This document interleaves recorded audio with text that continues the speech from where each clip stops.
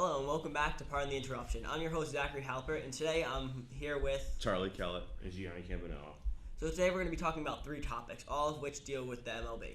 First one, Charlie, who do you think should buy at the deadline? I think the Philadelphia Phillies are a team that should be buying at the deadline. This team has a lot of older but talent, and you got guys like Kyle Schwarber, who is leading the NL in home runs right now. You got elite pitchers like Zach Wheeler, who is one of the best aces in the NL right now. And this team, they've been on a tear lately. They're only a half game back of St. Louis for the final wild card spot. I think this team is just one or two pieces away from a potential deep playoff run, and it would do them well to go out and trade for a couple guys, maybe like the Atlanta Braves did last year. Yeah, I could see that happening. Do I think that's necessarily the right choice? No. The majority of the players they've got under contract next season, if you look tracing back the last decade, they've consistently bled cash and sacrificed draft picks in order to sign marquee names and players. But you can't just keep adding and adding into putting a farm system. Look at what happened to the Red Sox after 2018. Yes, they got the ring, but their farm system was among the worst in baseball until High and Bloom rebuilt it on the fly. That doesn't mean that you can't buy. I just don't think it's the right thing given how many injuries you've had. I think the right call would be wait, prepare to run it back next year, and keep the farm that you're building because you got some good arms like Mick Abel and Andy Painter coming up. And I think you should hold on to some of those guys and prepare to bridge the gap between some of your aging talent and some of your younger talent. All right, so who do you guys think should sell at the deadline? I think one team that could potentially be selling at the deadline is the San Francisco Giants. I think that they're an older team right now that's struggling. They've lost 5 in a row. They're multiple games out of the wild card spot. And this is a team that has a bit of a weaker farm. And I think that they don't want to be stuck in like purgatory for the next half decade. And if they want to be competitive a few years down the line, I think it's best to trade some of the valuable pieces that they still have and just move on. I don't think that they're going to be catching the Dodgers or the Padres, and I think that the Cardinals and the Phillies, if they go all in, are just going to be too good for them. And even the Marlins, I think I could see passing the Giants.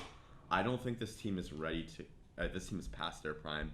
I don't think they're going to be contending again, and I think that this team should just move on, sell some of their premier players for some good blue chip prospects, and hope to contend a few years down the line. That's a good point. I think that's a pretty smart call. You're not getting any younger. Some of the players that carried you last year are gone. Buster Posey obviously no longer playing.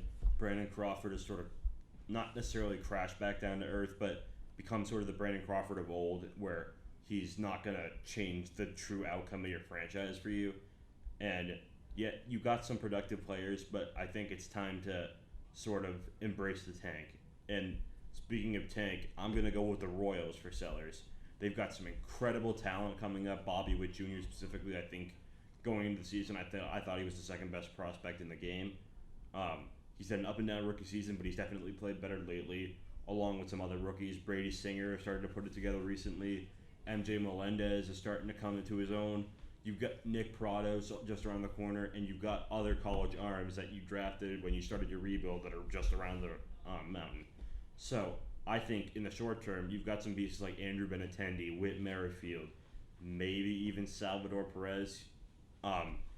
You've got some of these valuable players who aren't going to be productive anymore by the time you get to your next championship window when that inevitably opens down the line.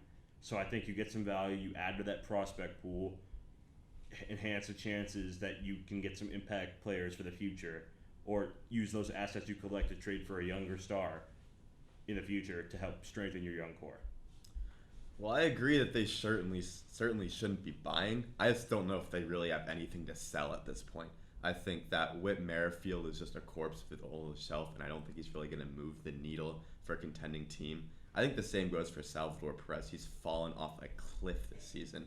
I don't know how much of an upgrade he'd be over teams to warrant a big prospect return.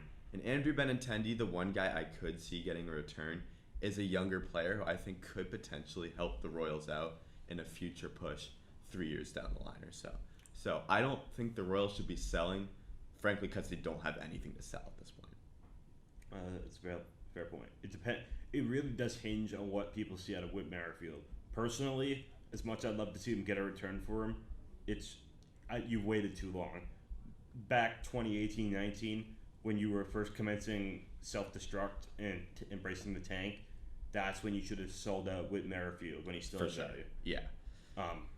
But I think, I do think the Royals have. It all hinges on what the league values some of their players. If there's nothing, there's nothing.